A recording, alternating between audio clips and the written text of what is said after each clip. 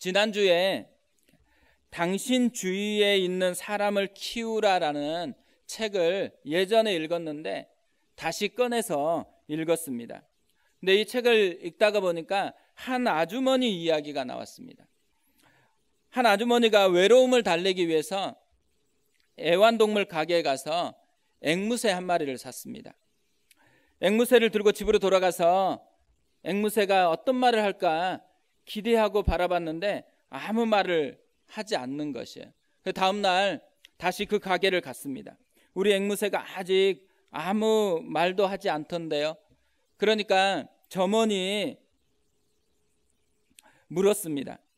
앵무새에게 거울을 보여주셨나요? 앵무새들은 거울에 비친 자기 모습을 보기 좋아한답니다. 아주머니가 거울을 사가지고 집에 들어갔어요. 다음 날 또 왔습니다. 그리고 아직도 앵무새가 한마디도 안 했다라는 거예요. 그러자 이 점원이 또 얘기했어요. 높이용 사다리를 하나 사주면 어떻겠습니까? 새들은 사다리를 타고 오르락 내리락 하는 것을 좋아하거든요. 사다리를 사갔습니다. 다음 날 또 왔습니다. 한마디도 안 했다라는 거예요. 그러자 아주머니 새장에 혹시 그네가 있나요? 새들은 그네를 타면 마음이 차분해지거든요. 그네를 사갔습니다. 다음 날 어떻게 됐을까요? 또 왔습니다. 다음 날 와서는 간밤에 앵무새가 죽었다라는 것입니다. 점원이 놀래서 또 불쌍하니까 어머 어떡해요? 물었습니다. 다시. 앵무새가 죽기 전까지 아무 말도 하지 않았나요? 이 아주머니가 대답을 했습니다. 말을 했어요. 앵무새가 죽기 전에 이렇게 말하더군요. 그 가게에서는 모이는 전혀 팔지 않나요? 제일 중요한 것을 안 하고요. 부수적인 것만 계속 사다 날린 거예요. 사실 많은 사람들이 이 아주머니처럼 살아가고 있습니다. 실제 제일 중요한 것은 잘 하지 않고 그보다 덜 중요한 것에 바빠가지고 분주하게 살아갑니다. 세상에서 제일 중요한 게 뭘까요? 사랑하는 것일까요? 우리가 가족들하고 진짜 사랑을 풍성하게 누리기를 원해요. 사랑을 표현하면서 지내면 그것을 누릴 수 있는데 대부분 집에서 보면 사랑을 표현하지 않아요. 다 뭘 표현하죠? 불만을 표현합니다. 그리고 아이들 얼마나 소중해요. 아이들에게 24시간 동안 진짜 아이들을 사랑한다고 표현하면 좋은데 대부분 아이들에게 표현하는 게 뭐죠? 공부해. 아이들에게 사랑한다라고 이렇게 표현하는 것들은 그렇게 많지 않은 채로 시간이 지나갑니다. 교회도 마찬가지죠. 교회에 나온 이유가 있다면 사랑을 누리고 또 사랑하는 공동체를 경험하기 위해서 교회를 나오는 거잖아요. 근데 대부분 교회 오면은 긴장만 하고 가거나 또 어떤 분은 시간이 지나면 지나갈수록 막 이 사랑이 풍성해지는 게 아니고요. 불만이 많아져요. 그래서 사랑하고 축복합니다 이 말을 잘 안 하고 지나가는 그런 경우가 굉장히 많습니다.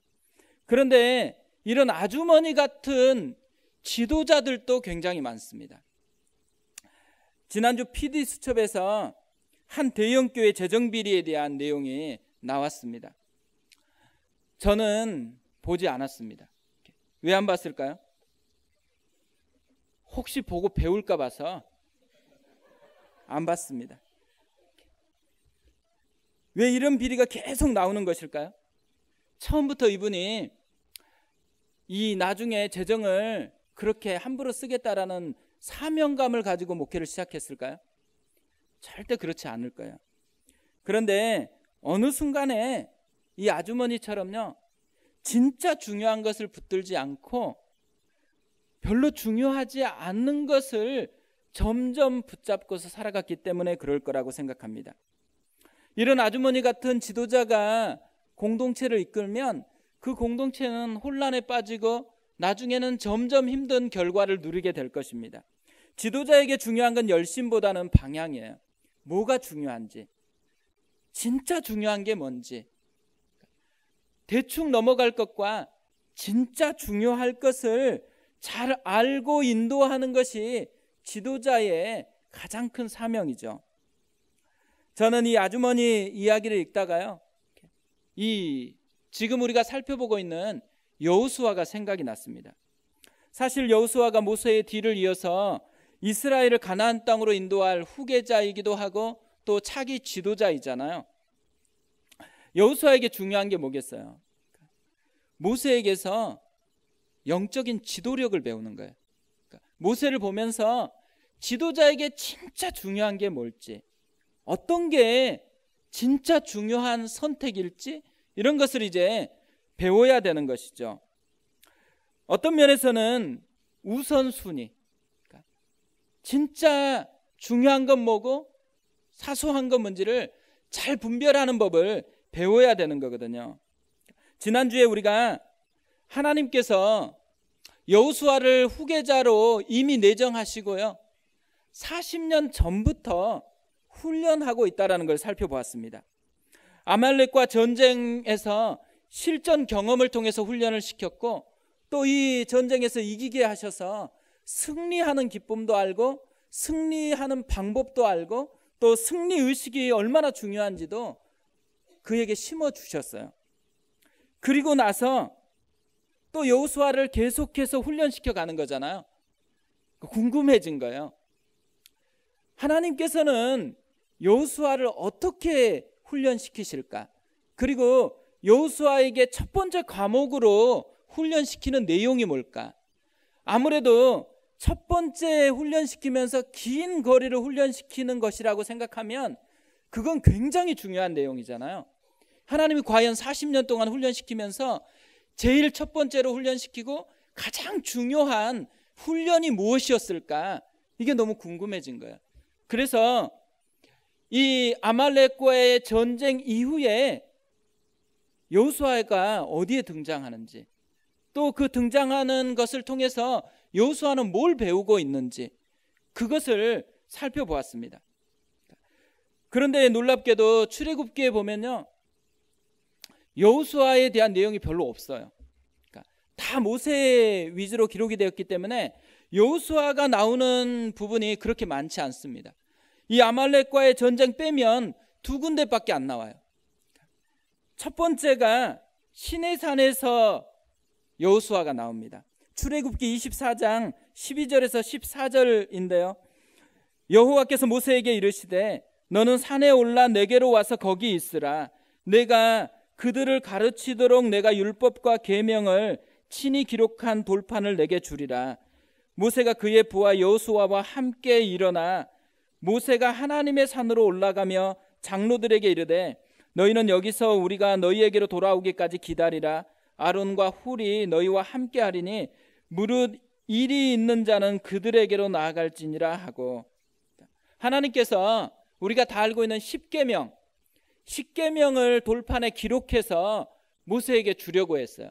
그래서 하나님의 산으로 올라오라고 그렇게 명하셨습니다. 그러자 모세가요, 당시에 가장 중요했던 리더십들이 장로들이거든요. 장로들은 남아있으라고 하면서 한 명을 데려가는 거예요. 그것이 여호수아였습니다. 그의 부하 여호수아와 함께 일어나 하나님의 산으로 올라갔다 그래요. 두 번째 나오는 본문이 오늘 우리가 읽었던 본문입니다. 회막 장면인데요. 11절에 보면 사람이 자기의 친구와 이야기함 같이 여호와께서 모세와 대면하여 말씀하시며 모세는 진으로 돌아오나 눈의 아들 젊은 수종자 여호수아는 회막을 떠나지 아니하니라. 이 두 군데, 시내산하고 회막에 있는 이 두 군데 장면을 묵상하면서 제가 두 가지를 좀 깨달았어요. 하나는 뭐냐면 아말렉과 싸울 때는 모세와 여호수아가 특별한 관계가 없었어요. 어떤 관계적인 용어가 나오지 않아요.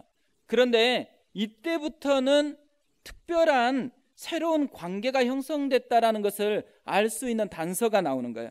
시내산에서는 여호수아를 그의 부하라고 불러요. 그리고 회막에서는 젊은 수종자 여호수아라고 표현을 하고 있어요. 부하나 수종자나 원어상으로는 같은 말이에요. 요즘 말로 하면 비서가 된 거죠. 여호수아가 모세의 공식적인 비서가 돼가지고 이제부터 후계자 훈련을 보이지 않는 가운데 지금 본격적으로 받고 있는 것입니다. 그리고 두 번째 발견한 게 뭐냐면 이 여호수아가 등장하는 두 장소가 가지고 있는 공통점이에요. 시내산은 모세가 하나님과 만나기 위해서 오르는 산이에요. 근데 모세는 장로들은 머물러라 그러고 여호수아는 데리고 갔어요. 그리고 회막은 모세가 하나님과 만나기 위해서 특별하게 만든 장소예요. 그런데 여호수아는 이 회막을 떠나지 않았다라고 기록을 하고 있습니다. 그러니까 여호수아가 등장하는 부분이 두 군데밖에 없는데 두 군데 다 어디에 포커스를 두고 있어요? 하나님과 만나는 장소에 포커스를 둔 것만 출애굽기에 기록을 하고 있어요. 하나님께서 왜 여호수아의 이름을 넣어서 이 출애굽기를 기록하면서 이 두 곳에는 특별하게 여호수아의 이름을 넣어서 기록을 하고 있을까? 메시지가 있는 거죠. 그러니까 전달하고 싶은 되게 중요한 메시지가 있는 거죠. 그 메시지는 뭐냐면 지금 여호수아가 영적 리더로서 훈련을 받고 있는데 영적 리더로서 갖춰야 되는 진짜 중요한 비결이 여기에 담겨 있다는 거예요. 영적 리더가 갖춰야 될 진짜 중요한 수업 과목이 여기에 있기 때문에 이것을 보여주고 싶어서 지금 출애굽기에 여호수아가 등장하는 두 장소를 기록하고 있다는 거죠. 그래서 오늘은 이 여호수아가 모세를 통해서 배웠던 그리고 이 두 장소를 통해서 배우게 되는 영적 지도력 두 가지를 좀 살펴보려고 합니다. 첫 번째로는 뭐냐면 영적 지도력의 핵심 비결인데요. 가장 먼저 하나님을 추구해야 된다는 거예요.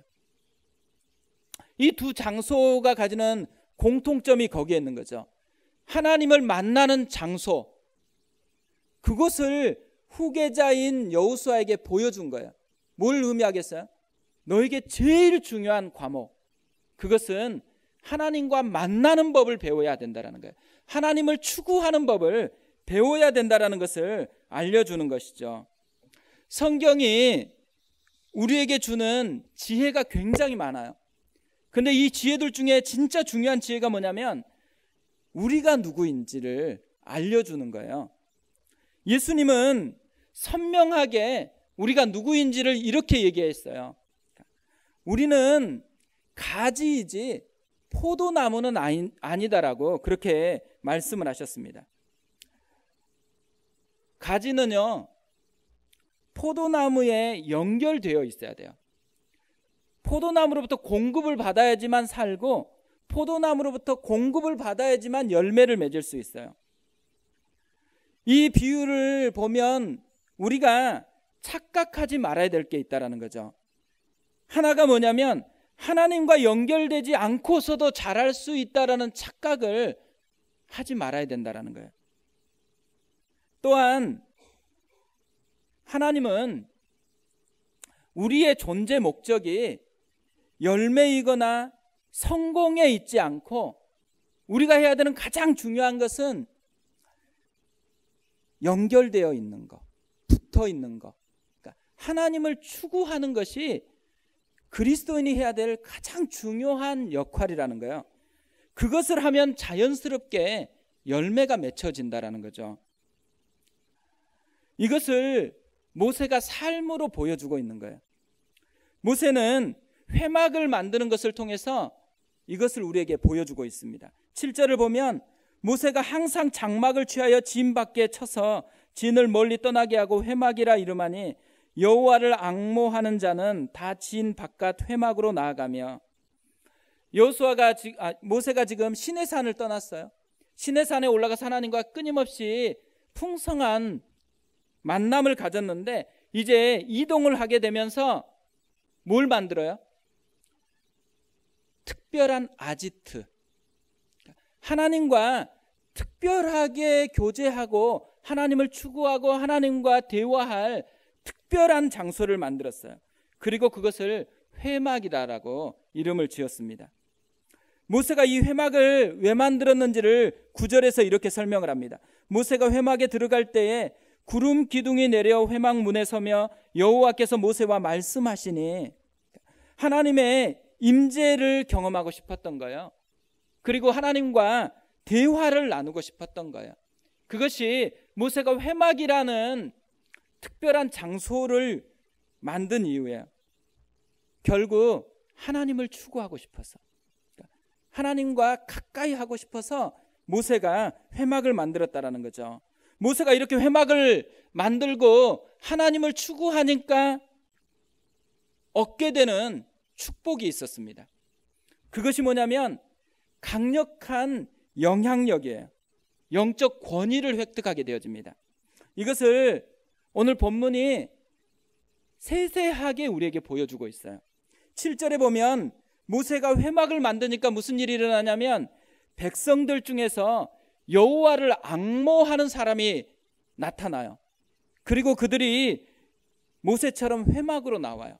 그리고 8절에 보면 모세가 회막으로 나갈 때 백성들이 다 일어나요.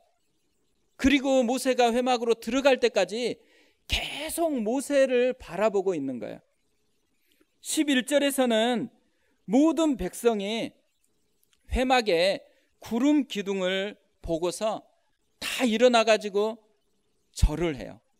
그리고 예배를 드려요. 예배자가 된 거죠. 11절에서는 어떻게 돼요?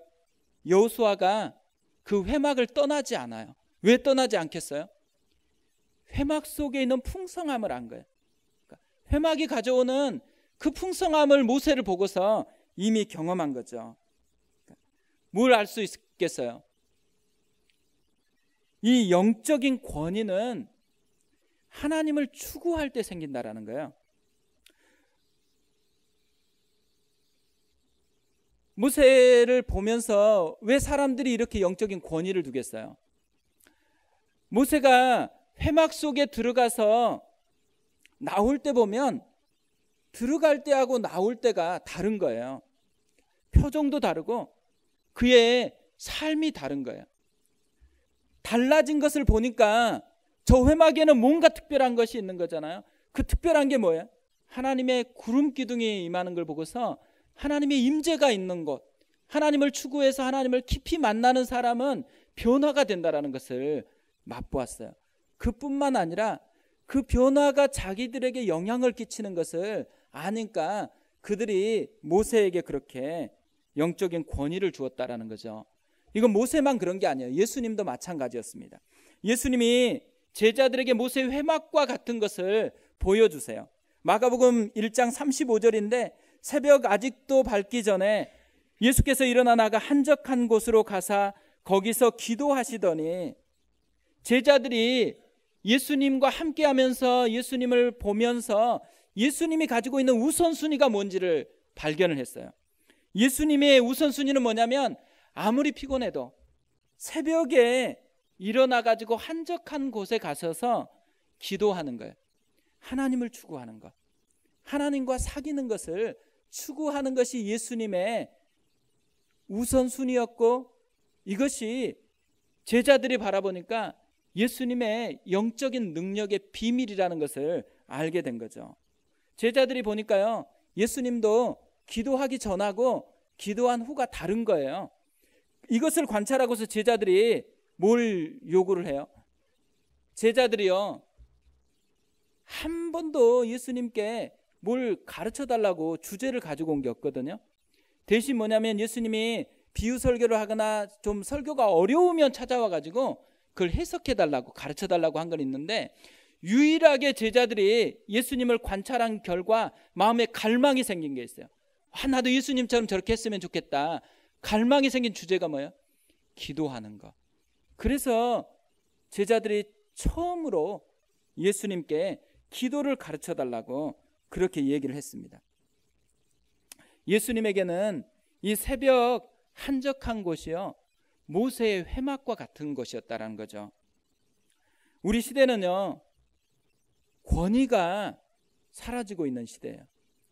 그래서 말을 해도 자녀들이 잘 안 들어요. 또 부모들이 그래서 자녀들도 상처받지만 부모들도 상처를 받고 살아가는 것이죠. 권위가 없기 때문에, 권위가 흔들리기 때문에 이런 일이 발생한다라는 거죠. 근데 모세를 보면요, 말도 하지 않았어요. 지시하지도 않았는데도 불구하고 사람들이 일어나서 알아서 반응을 하고 있어요. 압도적인 영적 권위가 있는 거예요. 이 모세가 가지고 있는 영적 권위의 비밀이 어디에 있다고요? 하나님을 추구하는데.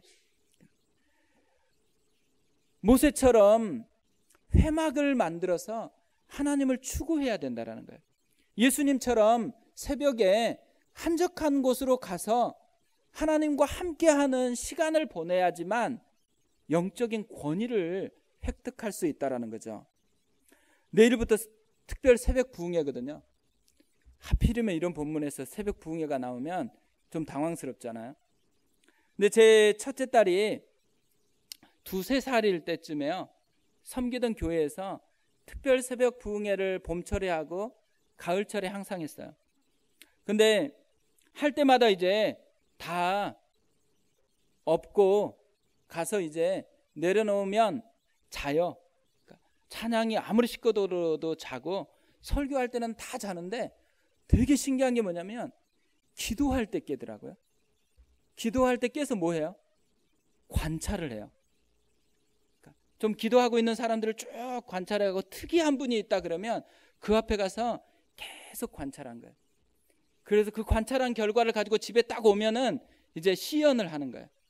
제일 특이했던 거, 처음에는 주여 이런 거 이렇게 손 들고 하는 거에서 똑같이 주여 이렇게 하거든요. 제가 이렇게 보니까 진짜 신기한 기도도 있더라고요. 어떤 분이 그렇게 기도하나 봐요. 주여 주여 주여 주여 주여 주여 주여. 근데 우리 희수가 계속 그런 거예요. 주여 주여 주여 주여. 그래서 저희가 특세 기간에 특세 말씀 듣는 것보다 훨씬 재밌는 게 뭐냐면, 끝마치고 희수가 어떤 모션으로 기도 흉내를 낼 것인가, 그게 너무너무 궁금한 거예요. 그런데 제가 그거 보니까요, 현장에 있는 것이 얼마나 큰 영향력을 끼친다라는 것을 우리 희수를 통해서 보게 되어져요. 그러니까 요즘에는 특세를 하면 보통 부모들만 와요. 애들까지 다 오셔야 돼요. 들쳐업고 다 와서, 그러면 뭐 하겠어요? 엄청 피곤하겠죠. 그 짜증도 내겠죠. 근데 그게 영향력이에요. 왜 그렇게 하는지, 하나님을 추구하는 것이 얼마나 중요하다라는 것을 온 몸으로 지금 새겨주는 시간이거든요. 내일 뭐 주일학교에서는 선물도 준비하고 또 출근하신 분들을 위해서 식사도 준비를 해 놓았습니다. 그러나 이런 준비보다 훨씬 중요한 건 뭐냐면 그 시간이 하나님을 추구하는 시간이라는 거예요. 그 시간이 하나님을 만나는 시간이라는 거죠. 사실 이 특세를 통해서 모세가 경험했던 회막을 경험하는 은혜를 누렸으면 좋겠습니다. 우리 교회는 영적인 이 회막을 만드는 것에서부터 시작되었다고 생각해요.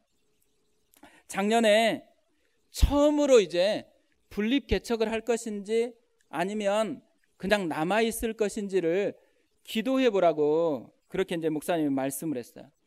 그래서 첫 번째로 이제 기도하려고 9층에 기도실이 있는데 그 기도실에 올라갔습니다. 기도를 시작했는데 갑자기 환상처럼 제 마음에 떠오르는 말씀이 있었어요. 이사야 6장 말씀입니다. 성전에서 기도하다가 이사야가 하나님의 영광을 경험하는 거예요. 근데 이 말씀 중에 특별히 제 마음에 깊이 와닿는 게 뭐였냐면 천사들의 찬양하는 가사예요.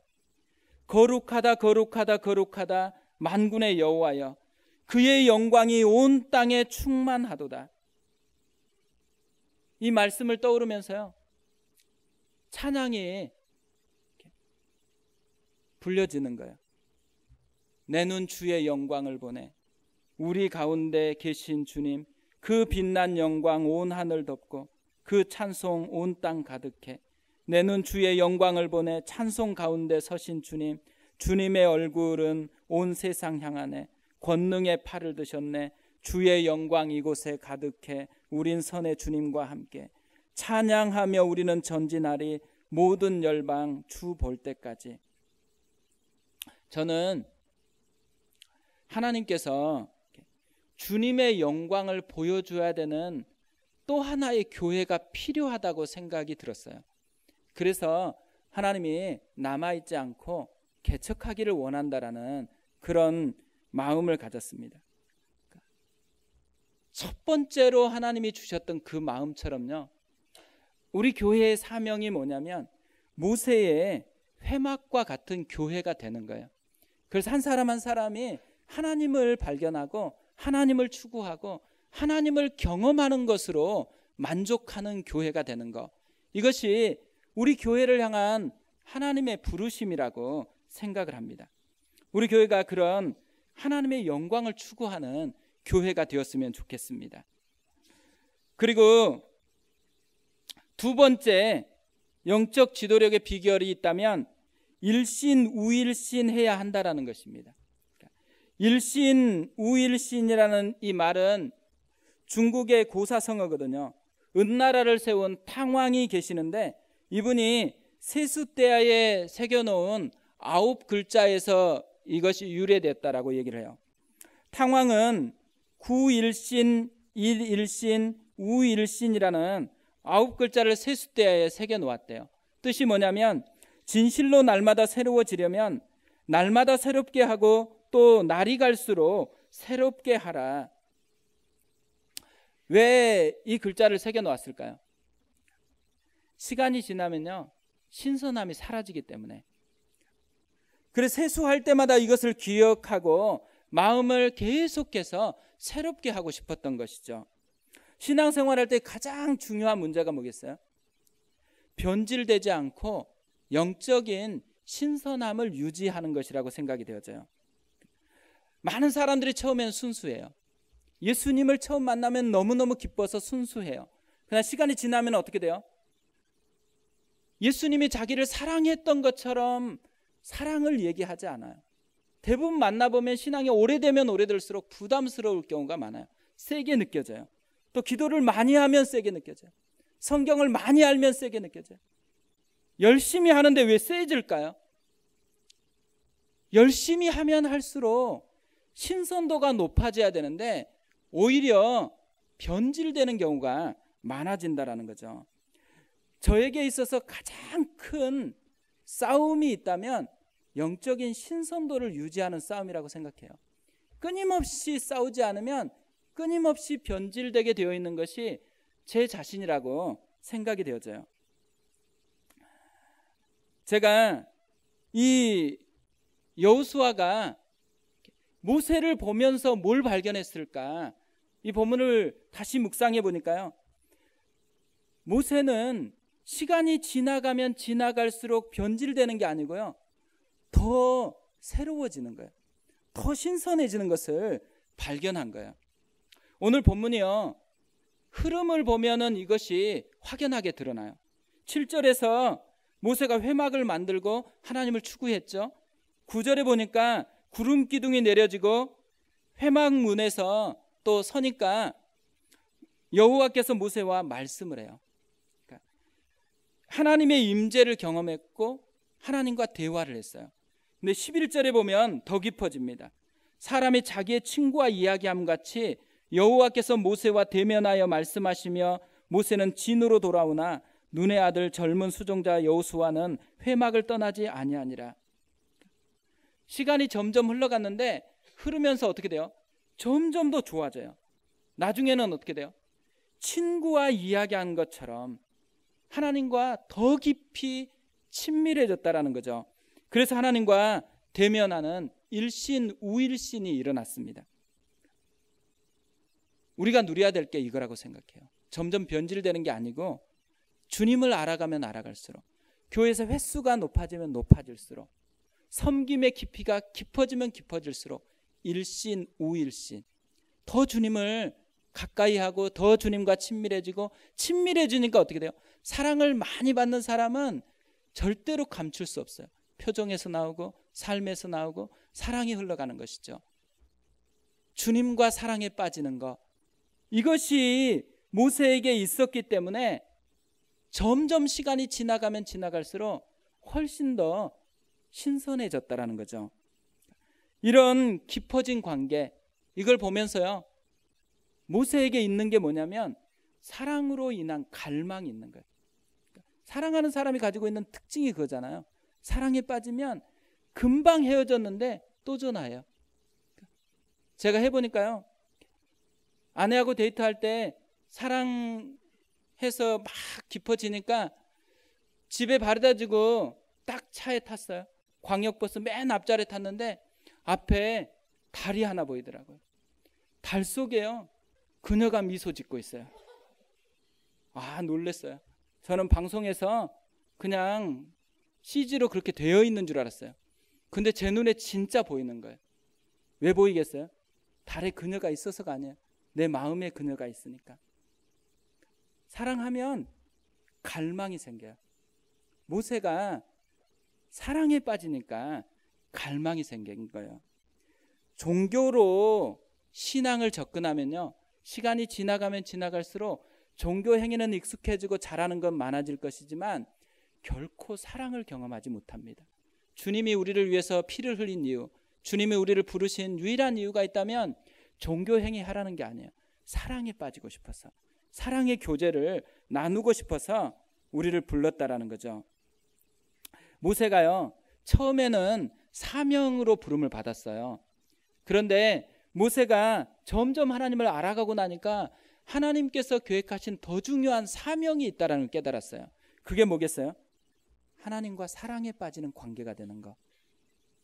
하나님과 더 깊이 사랑에 빠져서 계속 하나님을 갈망하고 하나님을 보고 싶어서 또 나오고, 그래서 산에도 올라갔다가 회막을 만들어 가지고 일상적으로 더 가까이 가고 싶어서 근처에 아지트를 만드는 거.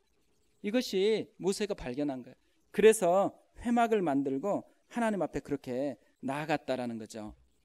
제가 신방하면서요, 들은 말 중에 되게 가슴 아픈 말들이 많아요. 근데 그 중에 하나가 뭐냐면, 사람들이 처음에는 지도자가 순수했는데 시간이 지나면서 변질된 것을 많이 경험한 거예요. 그래서 저희 교회도 오셔가지고 이제 예배를 드리다가 제가 이런 말씀을 계속 하니까 계속 마음속에 저 목사가 거짓말하는 거 아니야, 사기 아니야, 언제 돌변할지 또 모르는데, 이런 생각이 계속 들었대요, 몇 달간. 그래서 그것이 해소됐을 때 저한테 이제 얘기를 했었거든요. 근데 제가 설교를 준비하다 그 말이 다시 떠올랐어요. 그러면서 나는 그러면 그 변질된 분들에 비해서 어떤 특별한 재능이 있는 건가? 나는 시간이 지나면 변질되지 않을 자신이 내한테 뭔가 있는 건가? 근데 생각해 보니까 아무것도 없어요. 그분들보다 뭐 영적으로 권위가 있겠어요? 뭐 특별한 능력이 있겠어요? 그분보다 훨씬 더 못해요. 그런데 변질되지 않을 비결이 모세에게 있더라고요. 변질되지 않을 비결이 어디에 있어요? 모세처럼 하나님을 추구하는 삶을 사는 거예요. 그리고 하나님을 사랑함으로 갈망하는 거예요. 계속 그것을 유지하고 의지하고 나아가면, 그러면 변질에서 신선함으로 바뀌어질 수가 있다는 거죠. 이렇게 묵상하다가 생각나는 찬양이 하나 있었습니다. 제목이 되게 특이해요. 원하고 바라고 기도합니다입니다. 가사가 이렇거든요. 이 세상을 살아가는 동안에 나의 힘을 의지할 수 없으니 기도하고 낙심하지 말 것은 주께서 참 소망이 되심이라. 주의 길을 걸어가는 동안에 세상의 것 의지할 수 없으니 감사하고 낙심하지 말 것은 주께서 참 기쁨이 되심이라. 하나님의 꿈이 나의 비전이 되고 예수님의 성품이 나의 인격이 되고 성령님의 권능이 나의 능력이 되길 원하고 바라고 기도합니다. 원하고 바라고 기도합니다. 잠언 8장 17절에서 이렇게 말씀합니다. 나를 사랑하는 자들이 나의 사랑을 입으며 나를 간절히 찾는 자가 나를 만날 것이니라. 우리도 모세처럼 오직 주님을 추구했으면 좋겠어요. 그리고 주님을 사랑함으로 갈망했으면 좋겠어요. 간절히 원하고 바라고 찾는 삶, 이 삶이 우리의 삶이 되었으면 좋겠습니다.